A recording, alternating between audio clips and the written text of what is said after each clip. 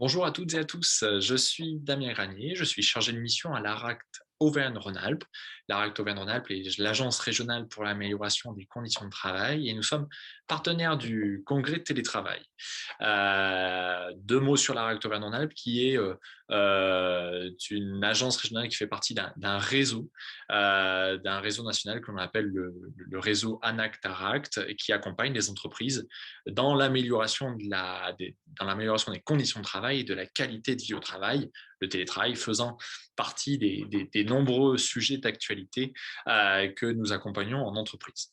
Aujourd'hui, j'ai le plaisir d'animer cet atelier pour vous présenter un outil, un jeu qui est sorti de l'ANACT il y a quelque temps, qui s'appelle les essentiels télétravail, qui est un outil d'aide à la discussion sur le sujet du télétravail. Et cette présentation de cet outil se fera de manière un peu originale et en deux temps, puisque dans un premier temps, je vais vous présenter grossièrement cet outil, à la fois son contenu, les règles du jeu, parce que vous allez voir, c'est un jeu de cartes. Et puis, dans un deuxième temps, vous verrez une mise en scène jouée de l'animation de ce jeu dans une entreprise fictive avec des personnages qui seront présents de cette entreprise-là. Je laisse le suspense, mais vous verrez dans quelques minutes cette mise en scène. Alors, pourquoi cette mise en scène? Deux intérêts. La première, c'est de vous faire prendre conscience que ce jeu a un intérêt pédagogique et une puissance pédagogique pour aider à la discussion sur le sujet du télétravail dans un processus, on va dire, de concertation au sein des entreprises. Et deuxième intérêt, c'est pour vous montrer qu'il est possible d'utiliser ce jeu à distance, vous le voyez, à distance, en mode visioconférence. Il est tout à fait possible d'utiliser ce jeu. Alors, j'en viens à la présentation de cet outil en vous partageant quelques petites diapositives. La première pour vous montrer qu'effectivement, c'est un jeu ludo-pédagogique qui est issu de la gamme Travail et réalité hein,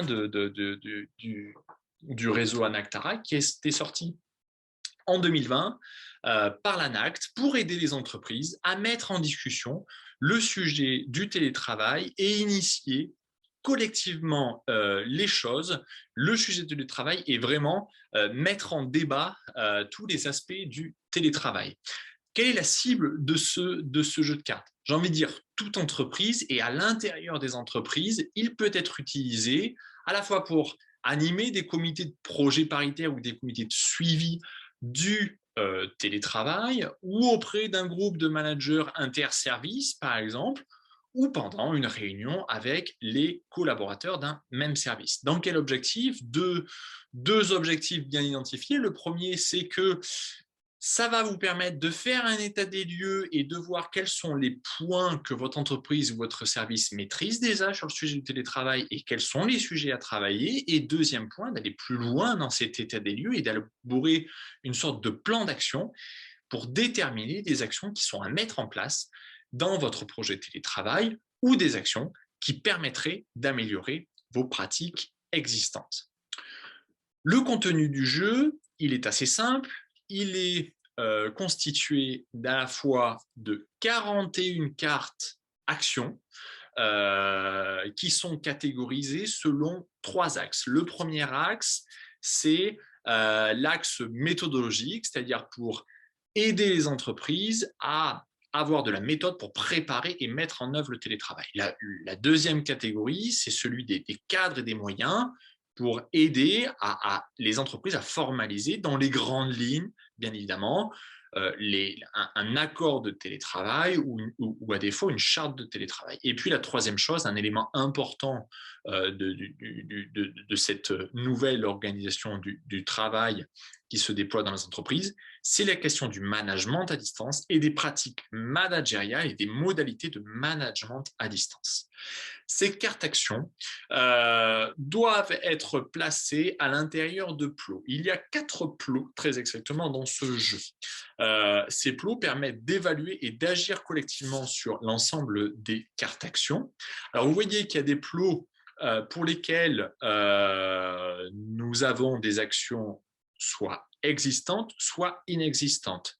Pour les actions existantes, l'entreprise, le collectif de travail doit se poser la question si l'action est satisfaisante ou si l'action est à améliorer.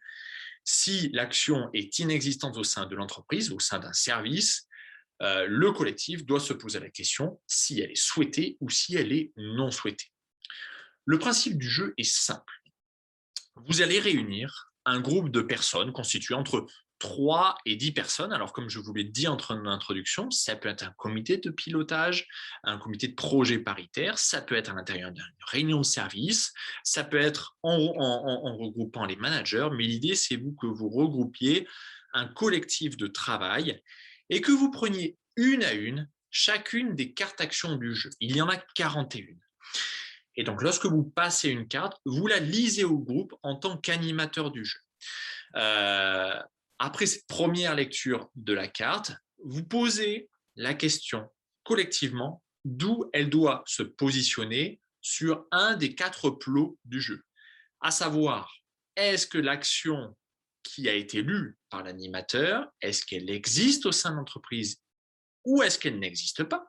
Si elle existe, est-ce qu'elle est satisfaisante ou est-ce qu'elle est à améliorer?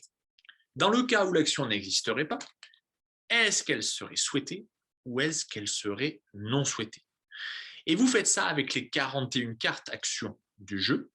Passez cette étape, effectivement, de mise des cartes du jeu dans chacun des quatre plots du jeu. Vous prenez toutes les cartes qui sont, on va dire, sur la partie existante et satisfaisante en vert, et vous valorisez toutes les actions et toutes les cartes actions qui sont dans ce plot-là. Concernant les cartes actions qui sont inexistantes et non souhaitées, donc plutôt en grise, dans la corbeille, vous les jetez, c'est des actions qui n'existent pas dans son entreprise et qui ne sont pas souhaitées. En revanche, pour les actions qui sont existantes mais à améliorer, le groupe doit prioriser 1 à 4 actions à retenir et à mettre en place dans les prochains mois au sein de l'entreprise. Concernant les actions qui sont inexistantes mais souhaitées, vous en choisissez 1 à 2 actions à mettre en place dans les prochains mois au sein de l'entreprise. Voilà le principe du jeu, voilà le contenu du jeu, voilà les règles du jeu qui vous permet d'animer ce jeu collectivement. Donc maintenant, place à une mise en scène jouée où je serai le propre animateur et vous verrez que je vais animer ce jeu de cartes au sein d'une entreprise fictive dont je vais vous présenter l'origine et le contexte. Attention, c'est parti.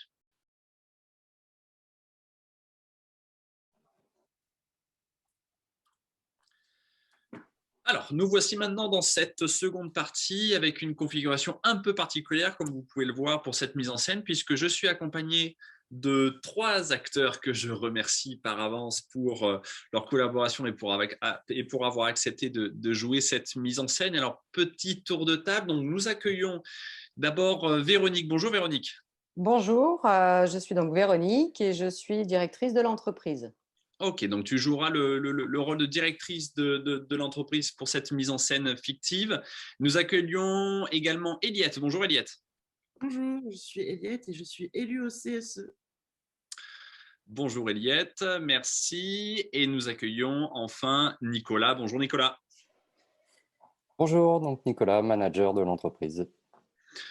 Ok, donc merci à vous 3 pour jouer cette mise en scène fictive. Alors pour les gens qui nous écoutent et qui nous regardent, je vais quand même vous donner quelques éléments de contexte de cette entreprise fictive pour laquelle vous allez voir cette mise en scène.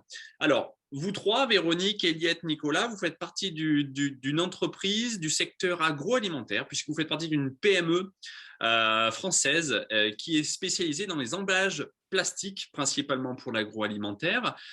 C'est une entreprise de 90 personnes qui est répartie sur 3 sites. Un site dans le nord de la France qui est situé à Arras et puis 2 sites sur Clermont-Ferrand et Lyon. 90 personnes composent cette entreprise, dont une cinquantaine d'ouvriers de production. Petit élément à titre d'information sur le télétravail, puisque pendant les périodes de confinement en 2020 et 2021, l'activité de l'entreprise, du fait de son rôle dans le process agroalimentaire, s'est poursuivie. Alors, nous avons eu, mais vous allez peut-être l'évoquer à un moment donné dans la mise en scène, nous avons eu un passage au télétravail pendant la période de confinement, notamment pour certains services et certaines fonctions au sein de l'entreprise. Hein. On l'évoquera, les fonctions support se sont mises en télétravail. Ça n'a pas été le cas de tous les services, puisque les services de production et les salariés du service de production ont travaillé sur site. Et peut-être dernier élément d'information avant qu'on parte sur cette mise en scène, il faut noter que cette entreprise n'a pas formalisé de cadre précis sur le télétravail. Donc, vous n'avez pas mis en place ni d'accord ni de charte. L'organisation qui a été mise en place durant la période de confinement n'était inscrite qu'à travers des notes de service internes. Alors, on rentre dans le vif du sujet parce qu'on va jouer au jeu de cartes. Donc, j'ai sélectionné quelques cartes auxquelles on va jouer. Et on commence par la première. Et pour ceux qui nous suivent, vous allez voir quelle est la carte. Cette carte, c'est la mise en place des équipements nécessaires au travail à distance. Alors, je pose tout de suite la question, est-ce que pendant effectivement cette période de confinement où le télétravail a été mis en place, est-ce que les équipements nécessaires au travail à distance ont été mis en place? Je pose la question. Alors d'abord, peut-être Véronique. Alors oui, tout à fait. Des équipements ont été mis en place, des mesures aussi. Ok, donc c'est un oui. Du côté, je me tourne vers Nicolas, peut-être en tant que manager. Oui, on a eu une bonne période d'équipement où on a pris le temps donc de bien tous s'équiper. Je rejoins Madame la directrice. Ok, Eliette, en tant qu'élu CSE, est-ce que vous pensez que l'ensemble des équipements nécessaires au travail à distance a été mis en place? Les équipements ont été mis en place, ça c'est certain. L'ensemble, ça c'est pas dit. Mais en tout cas, on ne peut pas reprocher à la direction de ne pas avoir mis de moyens sur la table. Alors ça, c'est intéressant. Donc ça veut dire que ça existe, cette action a existé au sein de l'entreprise. Alors est-ce qu'aujourd'hui, c'est quelque chose qui est plutôt satisfaisant, ces équipements, ou est-ce que c'est à améliorer? Là, je vous pose la question. Qui veut prendre la parole? Comme vous le souhaitez, je vous laisse la parole peut-être à tous les deux, en premier. Oui, alors je rejoins ma collègue Aliette. On a effectivement mis en place des équipements. Après, c'est vrai qu'il y a des améliorations à trouver. Par exemple, je suis trop souvent le simple relais d'information entre deux services. Donc, c'est bien qu'il y a des canaux à améliorer dans la diffusion des infos pour les équipes et puis aussi pour le siège. Améliorer pour Nicolas. Eliette, du coup? Oui, en effet, il y a, au niveau des outils informatiques, il y a des choses qui ont été mises en place, des canaux qui ne sont pas encore complètement satisfaisants. Et puis quand on parle d'équipement, effectivement, tous les télétravailleurs n'ont pas eu des ordinateurs adaptés à leur activité, mais bon, il y a quand même eu des ordinateurs qui ont été mis à disposition de l'ensemble des gens qui se sont mis en télétravail. C'est peut-être à améliorer. Et puis, du matériel aussi pour s'installer chez soi. Ça n'a pas été clair, on n'a pas été clair sur comment rembourser des achats qui ont pu être faits ou comment s'équiper chez soi pour être bien en télétravail. Et ça mériterait d'être posé. D'accord, ok. Véronique, vous avez un mot à dire sur ça? Oui, alors je trouve, enfin je relève, hein, j'entends ce que vous dites et je trouve intéressant parce qu'effectivement, de notre point de vue, en tout cas membre du CODIR et moi la première, on a quand même mis des choses en place, hein. Je pense notamment au fait qu'on a quand même déployé des moyens type l'application Zoom pour faciliter un petit peu tous les temps de coordination. On a aussi mis en place la prise en charge quand même, hein, à travers des notes de frais sur de l'équipement bureau, sur éventuellement du matériel, du petit matériel de bureau, on va dire comme ça. On a quand même fait en sorte qu'il y ait une prise en charge en moyenne autour de 100 € par salarié, ce qui est quand même, voilà, ce qui nous paraissait le minimum au moment où on a mis en place de manière un peu urgente ce télétravail. Peut-être reposer un peu le cadre en disant qu'on a quand même une trentaine de personnes qui sont en télétravail aujourd'hui. dont les commerciaux. Alors, notamment, j'en parle parce qu'au niveau des téléphones, beaucoup de ces professionnels avaient effectivement déjà des téléphones mobiles. Pour les autres, ça passait au travers de notes de frais également. Je pense que rien n'est… Enfin, de mon point de vue, ça nous semblait fluide, mais dans ce que j'entends, ça veut dire qu'il y a effectivement des choses à améliorer. Donc, je rejoins tout à fait mes collaborateurs et ça mérite d'être re-questionné aujourd'hui, où on est peut-être en passe de sortir, en tout cas, de certaines contraintes au niveau de la crise sanitaire. Ok, Voilà. donc la discussion est intéressante. Donc, on s'accorde à dire collectivement que cette carte-là doit être mise dans le plot existant, mais à améliorer. Merci beaucoup. Nouvelle carte. Il s'agit d'une carte au niveau management. Je la passe pour ceux qui nous suivent. Réflexion sur les nouvelles missions et compétences du manager. Alors là, je vous pose la question. Je me tourne d'ailleurs directement vers Nicolas. Y a-t-il eu ou y a-t-il une réflexion sur les nouvelles missions et compétences du manager? Absolument pas. Moi, je me pose des questions sur mon management et mes missions, mais il n'y a aucune réflexion de structurée à ce stade. Véronique, qu'est-ce que vous en pensez? Alors, par définition, nouvelles compétences dans un nouveau contexte, et non, ça n'existe pas et Pas de on réflexion. doit bien le reconnaître, ça doit Eliette, exister. en tant qu'élu CSE, Oui, je rejoins. On voit que Nicolas se pose beaucoup de questions, mais les salariés aussi se posent beaucoup de questions. Effectivement, cette réflexion n'existe pas. ça n'existe pas. Alors, est-ce que c'est pas du tout souhaité chez vous ou ce serait quand même souhaité? Là, je vous pose la question à vous trois. Qui veut prendre la parole? Moi, je le souhaite en tout cas parce que j'ai développé justement plein de trucs, plein d'astuces, mais que je garde pour moi. Et j'imagine que mes collègues et les collaborateurs d'eux-mêmes, mais on ne partage pas et on ne réfléchit pas sur cette question-là, de qu'est-ce que ça a changé dans nos pratiques à tous les niveaux. Mm. Véronique, il n'y a eu aucun, en tant que directrice, vous n'avez mis Oh, aucun alors, temps d'échange entre managers pour partager les trucs et astuces? non, on avait pour habitude, effectivement, avant la crise, de se retrouver de manière mensuelle avec l'ensemble des managers, hein. On avait un peu ouvert un espace pour les managers, justement, pour échanger sur les pratiques. Là, très honnêtement, pendant toute la période, ça n'a pas pu se faire, hein, d'une part parce que il y avait d'autres priorités, et notamment les équipes. Voilà, ce que dit Nicolas, je l'entends parfaitement, je l'ai entendu de la part d'autres managers, et je pense que c'est même une priorité d'en parler et de faire un retour d'expérience, comme vous le disiez, Nicolas, de manière à voir un petit peu, c'est même un échange de pratiques qu'il nous faudrait au départ.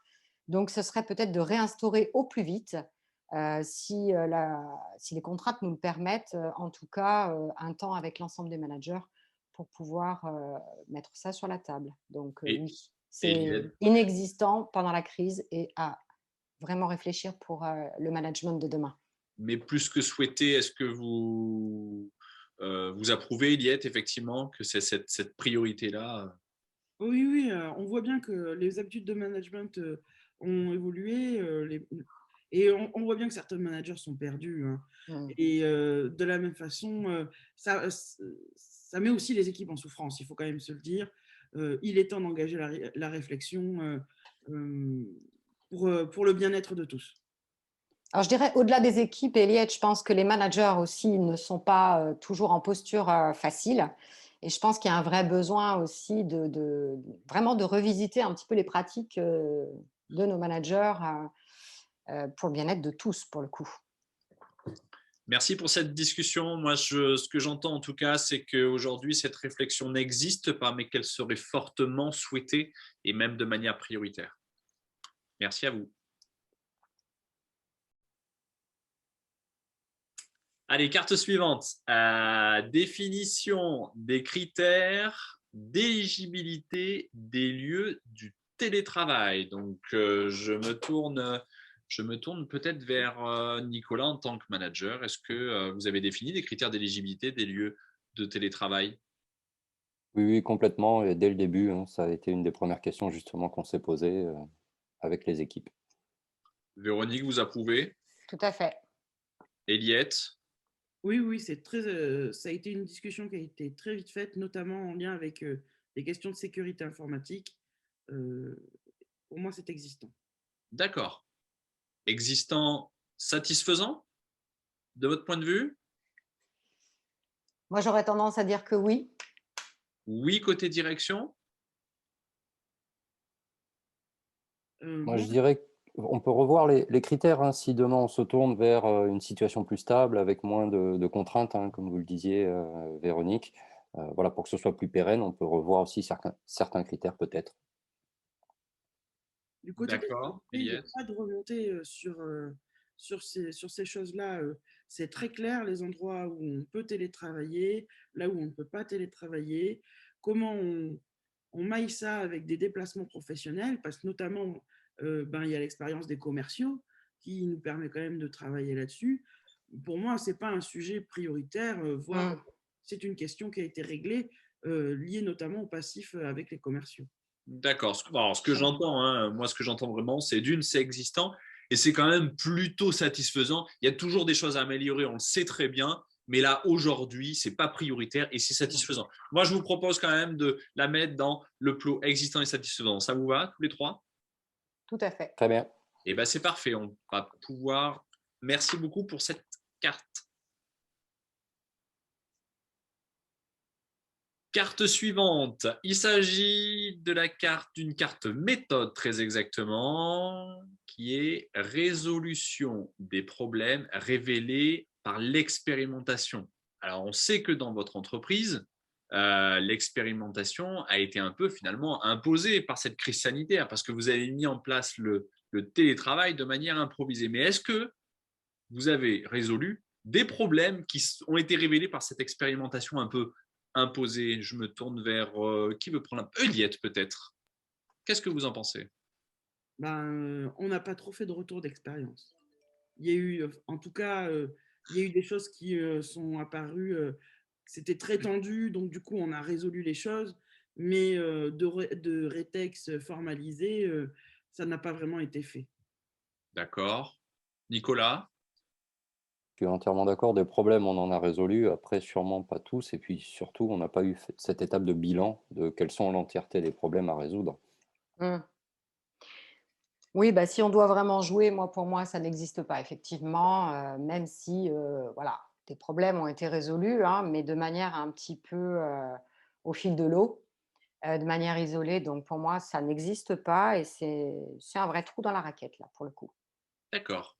Mais alors, est-ce que ça veut dire, là, je prolonge un peu la discussion, est-ce que ça veut dire que vous auriez besoin de poser un cadre, de structurer un peu plus une démarche avec un réel bilan? Je ne sais pas ce que vous en pensez de cette. Alors, je veux bien prendre la parole. On a pas mal évoqué, il me semble, hein, Eliette et Nicolas, à travers ce jeu, cette question de pilotage, de démarche, de cellules de crise. Comment est-ce qu'on pourrait aussi travailler ce type de questions? Et typiquement, je pense que ça peut faire l'objet, c'est un sujet à part entière qu'on pourrait mettre sur la table avec l'ensemble des parties prenantes de l'entreprise. En tout cas, je suis tout à fait pour ça, moi. Ouais, moi, je rejoins, hein, c'est tout l'intérêt d'un comité de pilotage et de mettre en place ce fameux comité de pilotage, qu'on sorte de ce fonctionnement de cellule de crise où, Mm. je le rappelle, nous et l'UCSE, nous sommes exclus. Et ça permettrait quand même de pouvoir traiter des sujets que nous, salariés, on porte et qui, on n'a pas vraiment l'impression qu'il y ait un écho qui existe au sein de l'entreprise. Moi, Mm. je dis c'est important de faire ce bilan Mm. et le bon endroit, ce serait au sein du comité de pilotage à venir. D'accord, Nicolas, un mot? Un petit mot, bah, puisqu'on est sur une carte méthode, je pense qu'il faut qu'on expérimente aussi d'autres méthodes entre nous. Super, merci. Je trouve que c'est intéressant parce que cette carte amène d'autres éléments, d'autres perspectives avec la volonté peut-être de construire un cadre, une démarche un peu concertée dans laquelle l'expérimentation viendra révéler des ajustements à faire et ce sera tout l'enjeu. Je propose de mettre cette carte du coup dans ça existe. Vous avez de manière improvisée résolu des problèmes, mais c'est vraiment à améliorer. C'est quelque chose à améliorer chez vous. Merci.